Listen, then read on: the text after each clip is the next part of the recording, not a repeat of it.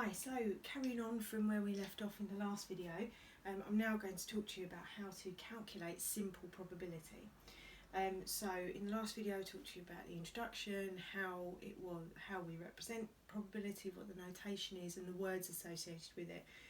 This time we're going to look at how we can actually calculate some simple probabilities with some things that we know. So here what we've got first of all is we're throwing a dice.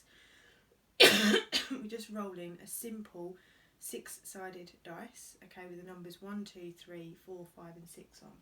Now if you remember from the last video, and if you don't, please go back and watch it again. The notation says that we write a P with brackets and what we want to look at inside the brackets. So in this particular case, I'm doing the probability that I roll a 5 when I roll my normal six-sided dice.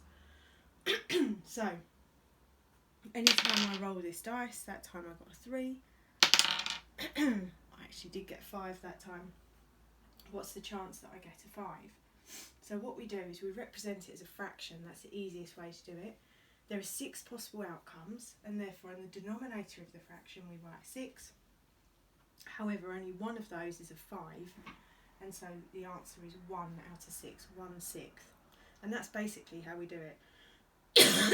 So any particular time you look at the total number of outcomes, that goes on the bottom, and then on the top all you do is write down how many of those outcomes you're looking at in particular.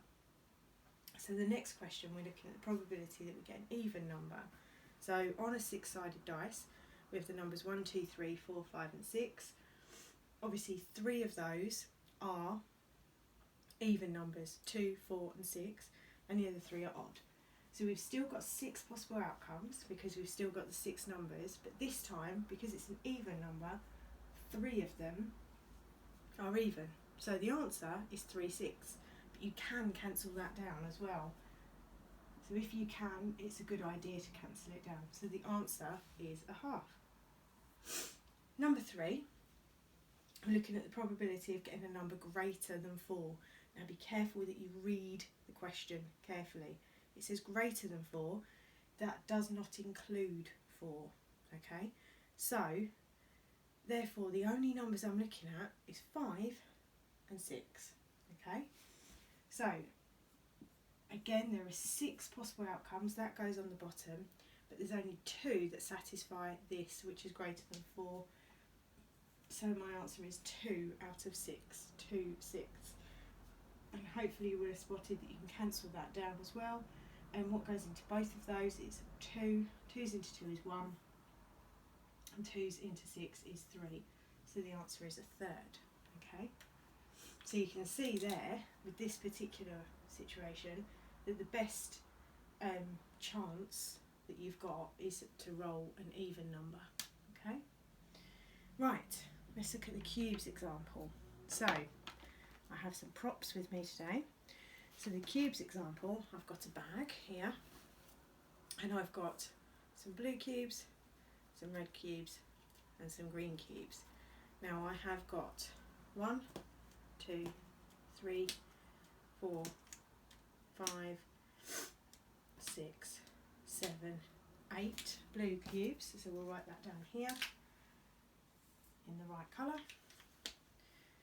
I have 1, 2, 3, 4, 5 red cubes, so we'll write that down here.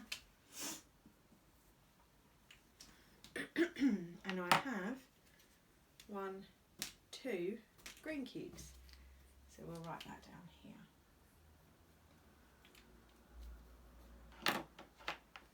Okay, now we'll give that a bit of a mix, and now we've got a probability question.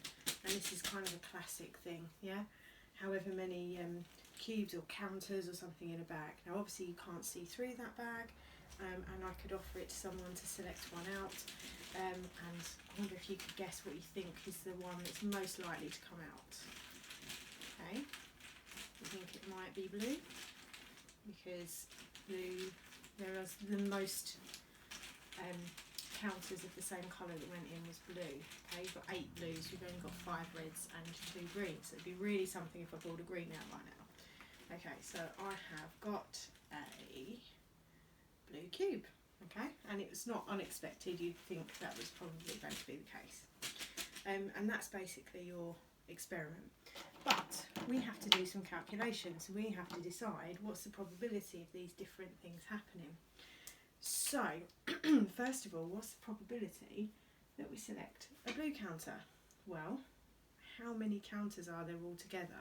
That is the question. Okay, so we had 8 blues, 5 reds, so that's 13, and 2 greens, so that's 15 altogether. So remember, on the bottom goes the total number of possible outcomes. So there are 15 different possible outcomes, but if we count each cube separately, how many of those are blue? Well, 8 of them are blue, so the answer is 8 out of 15. Okay, look to see if you can cancel it down. If you can, fine. If you can't, then don't worry. Right, then the next question says red or green. So you look at the question here, red or green. So we had 5 red and 2 green. So because we're saying red or green, we don't mind which. So we're happy with either outcome, then we can include both of those. So again, the number of possible different outcomes, I could pull out 15 different cubes. How many of them are red or green? Well, there are 5 red and there are 2 green, so altogether that's 7.